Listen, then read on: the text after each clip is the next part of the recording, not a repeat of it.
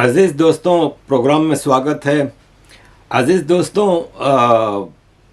اسد الدین اویسی کل اچانک میری ٹویٹر پہ نظر پڑی تو کسی نے اس کی کوئی ٹویٹ کے جواب دیا تھا، تو میں نے دیکھا کہ اس کی ٹویٹ مجھے نظر نہیں آ رہی، تو میں نے کلک کیا تو لکھا ہوا آیا کہ آپ بلاکڈ ہیں، اسد الدین اویسی نے آپ کو بلاک کیا ہے۔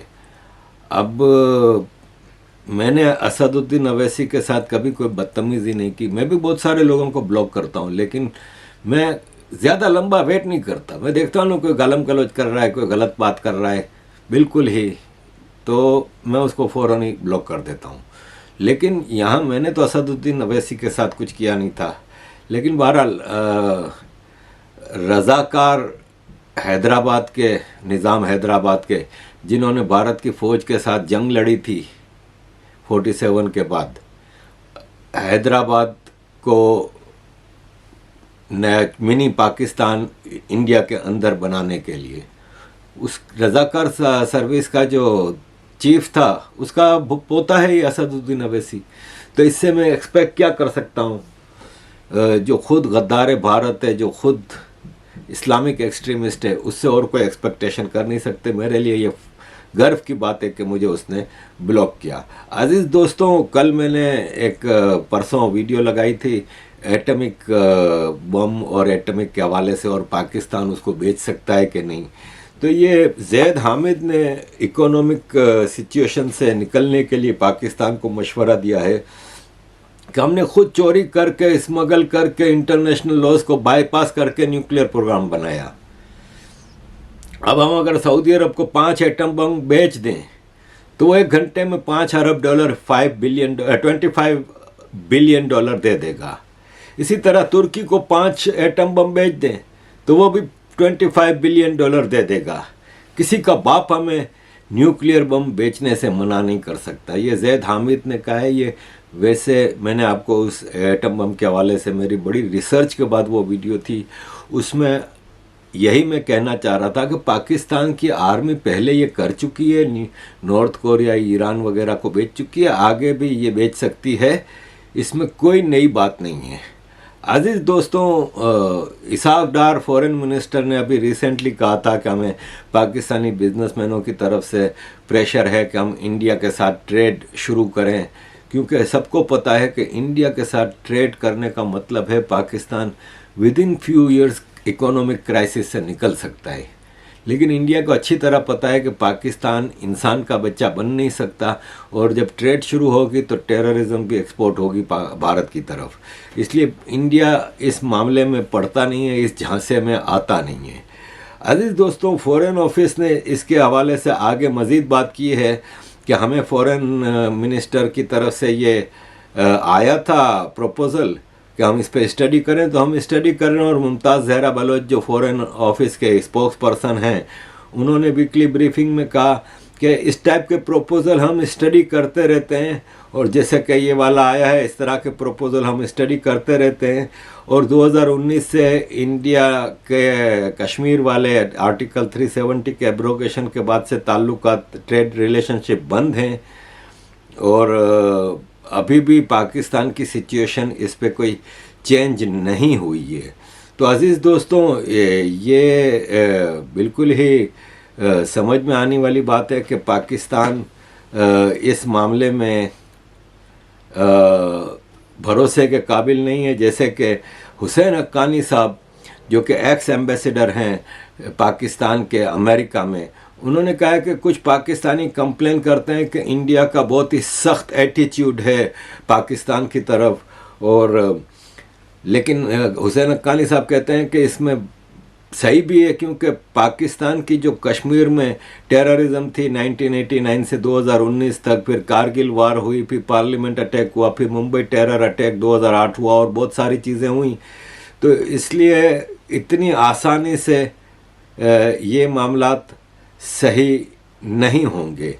عزیز دوستوں، بات نکلی ہے جب ریلیشن شپ کی پاکستان کے ساتھ، تو ساتھ میں ہمیں یہ دیکھنا ہوگا کہ پاکستان کے جو ڈیفنس منسٹر ہیں، انہوں نے ابھی ریسنٹلی دھمکی دی تھی کہ ہم افغانستان اور انڈیا کا جو ٹریڈ کوریڈور ہے وہ بند کر سکتے ہیں۔ تو اس طرح کے ماحول میں کوئی کیسے ایکسپیکٹ کر سکتا ہے کہ بھارت کے ساتھ ٹریڈ ریلیشن شپ ہوں گے؟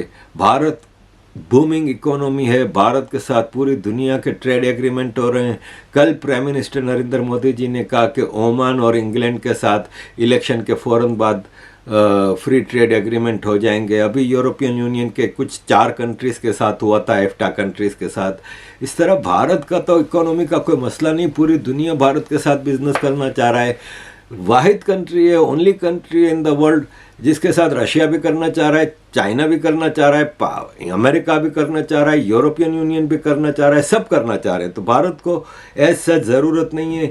یہ ضرورت پاکستان کی ہے کہ پاکستان کے حالات اتنے خراب ہیں اکنومیکلی، خاص طور پہ کہ خود پرائم منسٹر کہہ رہے ہیں لے کے اب تو کشکول نہ بھی لے کے جائیں تو اگلے کہتے ہیں کہ کشکول ان کے بغل میں ہے۔ بالکل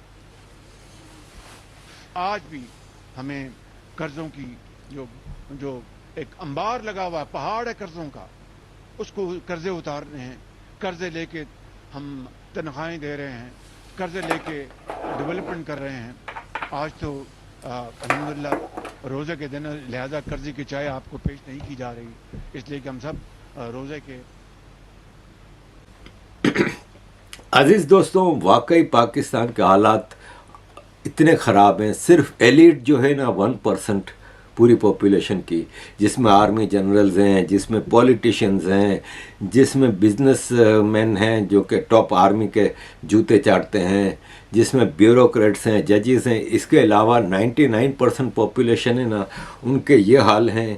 یہ جو لائن آپ دیکھ رہے ہیں بیچاری عورتوں کی، سفید پوش عورتوں کی، وائٹ کالر عورتوں کی، جو کہ مڈل کلاس سے تعلق رکھتی تھیں، آج وہ لوور مڈل کلاس اور ڈاؤن ٹروڈن میں چلی گئی ہیں۔ ان کے حالات اتنے خراب ہیں۔ یہ جو لائن لگی ہوئی ہے نا، یہ 2000 روپے کی چیریٹی لینے کے لیے لگی ہوئی ہے۔ سرکار نے اعلان کیا نا رمضان کے حوالے سے، تو اس میں 2000 روپے لینے کے لیے، چیریٹی لینے کے لیے اتنی لمبی لمبی لائنیں لگتی ہیں۔ کہیں ان کو پتہ چل جائے کہ مفت میں چاول مل رہا ہے، گیہوں مل رہا ہے، کچھ مل رہا ہے۔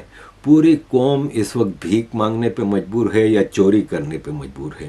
پوری قوم اس وقت صرف چور، بھکاری، اس طرح کے مطلب پوزیشن پہ آ چکی ہے، اور سمجھ نہیں آتا کہ پاکستان کا یہ بربادی کا جہاز کہاں ٹھہرے گا۔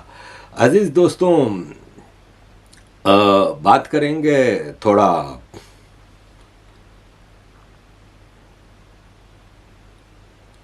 پیٹرول کی قیمت۔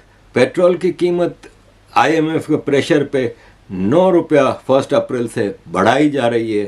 آلریڈی مہنگائی کا مارا، اور الیکٹریسٹی کی قیمت 2 روپیہ 75 پیسہ پر یونٹ بڑھائی جا رہی ہے۔ الیکٹریسٹی پیٹرول کا مطلب ہے کہ ہر چیز مہنگی، ہر چیز پہ بھاؤ بڑھے گا، اور پاکستان کی جو مہنگائی میں پسی ہوئی عوام ہے ان کا اس سے زیادہ برا حال کیا دیکھیں گے آپ۔ عزیز دوستوں، آگے بات کرتے ہیں، تھوڑا جنرل فیض حمید کے بارے میں بتا دوں۔ جنرل فیض حمید ISI کا DG رہا، پشاور کا کور کمانڈر رہا، پاکستان آرمی کا چیف بننے کے لیے پورا عمران خان نے سیٹ اپ بنایا ہوا تھا۔ یہ امریکہ بہادر، امریکہ کا اسسٹنٹ سیکرٹری ڈونلڈ لو کی مہربانی سے وہ بچ گئے ہم، ورنہ اگر جنرل فیض حمید پاکستان کی آرمی کا چیف بنتا اور عمران خان کنٹینیو کرتا تو بہت معاملات خراب ہو سکتے تھے۔ ہاں، پاکستان کے ٹوٹنے کے چانسز زیادہ ہو جاتے کہ پھر امریکہ کی آشیرواد ختم ہو جاتی، لیکن پاکستان ٹوٹنے سے پہلے ریجن میں کتنا کچھ کر جاتا ہے۔ یہ جو میں نے ایٹم بم کی بات بتائی تھی، عمران خان اور فیض حمید وہ انسان تھے جو یہ کام کر سکتے تھے، اور وہ جہادیوں کو، TTP کو اور دوسروں کو، ISIS خراسان، یہ سب کو اپنے کنٹرول میں کر کے ان کے ذریعے ریجن میں بہت بڑی تباہی لا سکتے تھے۔ یہ ہم بچ گئے کہ اس تباہی سے، لیکن جنرل فیض حمید کا معاملہ چل رہا ہے۔ जनरल बाजवा और जनरल फैज़ हमीद को बार बार पाकिस्तान के डिफेंस मिनिस्टर ख्वाजा आसिफ कह रहे हैं कि हम पार्लियामेंट में बुलाएंगे और उनसे सवाल करेंगे, उन्होंने बहुत ज़्यादतियाँ की पाकिस्तान में, ये किया वो किया। ये इनका पर्सनल मामला तो है ही, क्योंकि नवाज़ शरीफ को बाजवा ने ही हटाया था, फैज़ हमीद ने ही हटाया था, और नवाज़ शरीफ के ख़ानदान को जेलों में बंद किया गया था। करंट प्राइम मिनिस्टर शहबाज शरीफ भी जेल में बंद रहे थे। तो ये सब बाजवा के इशारे पे ही चीज़ें हुई थी। लेकिन बहरहाल किसकी हिम्मत है, लेट्स सी कि वो पाकिस्तान आर्मी के चीफ बाजवा को पार्लियामेंट में बुलाया। आज तक तो ऐसा हुआ नहीं है। और ख़ास तौर पे मुशर्रफ एक मुहाजिर आर्मी चीफ था, तो उसको तो थोड़ा बहुत इन्होंने डंडा कर दिया, इवन सज़ाए मौत भी अदालत से हो गई थी वो, लेकिन उसको भगाया भी राहिल शरीफ ने था, उसको राहिल शरीफ ने पाकिस्तान से निकाला भी था, क्योंकि वो मुहाजिर था। तो फिर भी इसके खिलाफ इस हद तक चीज़ें चली गई। ये तो बाजवा है भाई, पंजाबी है, इसके साथ कुछ भी नहीं होगा। जनरल फैज़ हमीद का भाई है ना जो जनरल फैज़ हमीद का भाई नजफ हमीद, उसको जेल, अडियाला जेल 14 दिन के रिमांड पे अदालत ने भेजा है। करप्शन के सिलसिले में ex minister for mineral resources हाफिज़ आमिर यासिर और जनरल फैज़ हमीद के भाई नजफ हमीद ने अरबों रुपयों की जायदादें बनाई मिनरल रिसोर्सेज के ठेकों में और इन चीज़ों में। उस पे इंक्वायरी के लिए इनको अडियाला जेल जुडिशल रिमांड पे भेज दिया गया है। अज़ीज़ दोस्तों, मैं यहाँ पे आपके साथ ये शेयर करूँगा, हमारे बहुत अच्छे दोस्त हैं राजा साहब ने अभी यूनाइटेड नेशंस के ह्यूमन राइट्स काउंसिल के सेशन में पीओके के हवाले से कुछ चीज़ें बताई। 1.5 मिनट की ये speech. Mr. Vice President, today people of Pakistani occupied Gilgit-Baltistan are protesting on roads hopelessly to recover an 11-year-old Ismaili minority girl Falak Noor, who was abducted 2 months ago from Gilgit city and has been taken to Mansehra, Pakistan, but authorities have not ever registered a report. This is most recent example out of thousands of such state-sponsored atrocities being faced daily by the girls of minority faiths and ethnicities, on which Pakistani authorities take no action. Only later to be reported that the abducted girls from the minority religion or ethnicity have converted to Islam and married to men from majority faith and ethnicity. I plead to this august council to step in and save the young children like Falak Noor, who are suffering because they belong to a minority community. On several occasions previously, we have made such pleas to this august council, but no action has ever been taken. While this racial discrimination by occupying Pakistan blatantly violates Durban Declaration and Programme of Action, the little response shown by the international community to listen to the real voice of the people of Pakistani occupied Azad Kashmir and Gilgit-Baltistan is a gross violation of the UNHRC Resolution 21/33. I once again plead to this august council to immediately intervene and rescue all abducted girls and children like Falak Noor, who have been taken away to be raped and forcibly converted, but they still wait a Messiah to come. Thank you very much for the statement, but the time has elapsed. अजीज़ दोस्तों, थोड़ा बात कर लेते हैं पाकिस्तान में minorities के हवाले से कुछ चीज़ों पे। तो अजीज़ दोस्तों, ये जो माइनॉरिटीज़ के साथ जो ज़्यादतियाँ हैं ना, ये पाकिस्तान में मुख्तलिफ़ एक्सट्रीमिस्ट ग्रुप के ज़रिए करवाई जाती हैं। जैसे सिंध में मियाँ मिट्ठू के मदरसे से होती हैं और ये सब चीज़ें। इसी में एक ज़ियाउल हक के ज़माने में क्रिएट हुआ था सिपाह सहाबा। सिपाह सहाबा एक्चुअली शियाओं के ख़िलाफ़ ज़ियाउल हक की एक मूवमेंट थी। ज़ियाउल हक एक एक्सट्रीमिस्ट अहले हदीस सोच का मालिक था और ये सिपाही साहबा भी अहले हदीस की सोच का मालिक है। सिपाही साहबा का मतलब आर्मी ऑफ साहबा वो जो कंपेनियन ऑफ प्रॉफिट मोहम्मद थे, तो army of companion of profit Mohammad के नाम से बनी थी। और वो पाकिस्तान में इन्होंने जो टेररिज्म की थी, ख़ास तौर पे ये पंजाब में झंग कसूर के एरिया में ये एक्टिव थी। वहाँ पे मौलाना आज़म तारिक इनका चीफ हुआ करता था, जो बाद में मारा गया। اس کا بیٹا معاویہ اعظم طارق ہے نا، وہ ابھی پکڑا گیا ایک مدرسے میں رمضان کے مہینے میں ایک بچے کے ساتھ ریپ کرتے ہوئے۔ عزیز دوستوں، مولویوں کا یہ کیریکٹر ہے پاکستان میں آرمی کا یہ کیریکٹر ہے جنہوں نے ان مولویوں کی سرپرستی کی ہے، پیٹرونیج کی ہے۔ عزیز دوستوں، آگے جب بات نکلی ہے مائنورٹیز کے حوالے سے، تو پاکستان کی پارلیمنٹ میں ایک بل پیش کیا گیا تھا فورسڈ کنورژن کے خلاف۔ تو اس میں یہ تھا کہ فورسڈ کنورژن مائنورٹیز کا جو ہے وہ بند کیا جائے۔ 1000 عورتیں سال کی پاکستان میں ہندو اور کرسچن کمیونٹی سے زبردستی اغوا کر کے فورسڈ کنورژن کی جاتی ہیں، اور پھر ان کو اغوا کرنے والوں کے ساتھ شادی کی جاتی ہے۔ اس میں زیادہ تر لڑکیاں مائنر ہیں، انڈر 18 ہیں، لیکن پاکستان کی پارلیمنٹ نے یہ بل ریجیکٹ کر دیا، اور انہوں نے اس کا مطلب الاؤ کیا ہے کہ آپ فورسڈ کنورژن کر سکتے ہیں، مائنر لڑکیوں کو اغوا کر کے ریپ کر کے ان کو زبردستی کنورٹ کر سکتے ہیں۔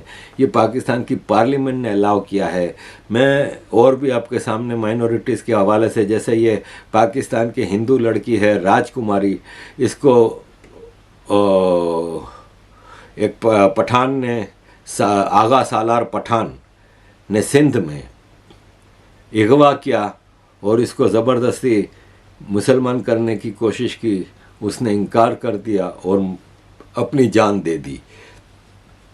عزیز دوستوں، یہ پرہلاد پوری مندر ملتان پاکستان میں، جہاں سے کہتے ہیں کہ ہولی کی شروعات ہوئی تھی، یہ اب ٹوائلٹ کے طور پہ یوز ہوتا ہے پاکستان میں، اور یہ 15 ہندو اسٹوڈنٹس زخمی ہو گئے جب پنجاب یونیورسٹی میں یہ ہولی منا رہے تھے، تو جماعت اسلامی کے ٹیررسٹ اسٹوڈنٹ ونگ اسلامی جمعیت طلبہ نے حملہ کر کے ان کو زخمی کر دیا۔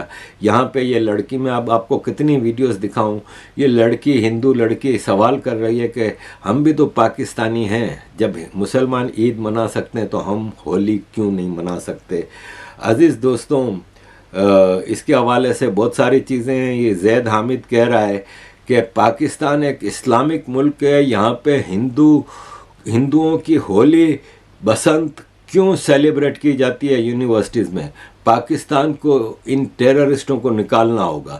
یعنی یہ بیچارے معصوم ہندو ان کی نظر میں ٹیررسٹ ہیں۔ آپ کی یونیورسٹیوں میں جو نوجوان لڑکے نکل رہے ہیں، ان کو بالکل ہی آئیڈیالوجی سے کبھی بسنت منائی جاتی ہے، ہولی منائی جاتی ہے، یہ زیادہ ہندو ہیں مسلمان اور پاکستانی ہونے کے بجائے۔ تو آپ کو ایک ہولسٹک اپروچ چاہیے یونیورسٹیز اور کالجز کے اندر انڈاکٹرینیشن آپ کو کرنی، اور آپ کو ذرا شفاف ہونا پڑے گا دہشت گردوں، غداروں اور ان کے کولیبریٹرز پہ جو پاکستانی سسٹم کے اندر سوسائٹی میں موجود ہیں، چاہے میڈیا میں ہو، جوڈیشری میں ہو، پولیٹکس میں ہو۔ یہ زید حامد تو بکواس بہت زیادہ کرتا رہتا ہے، لیکن آپ کے سامنے یہ چیزیں رکھنی ضروری تھیں۔ عزیز دوستوں، thank you very much for all your support. Kindly keep supporting.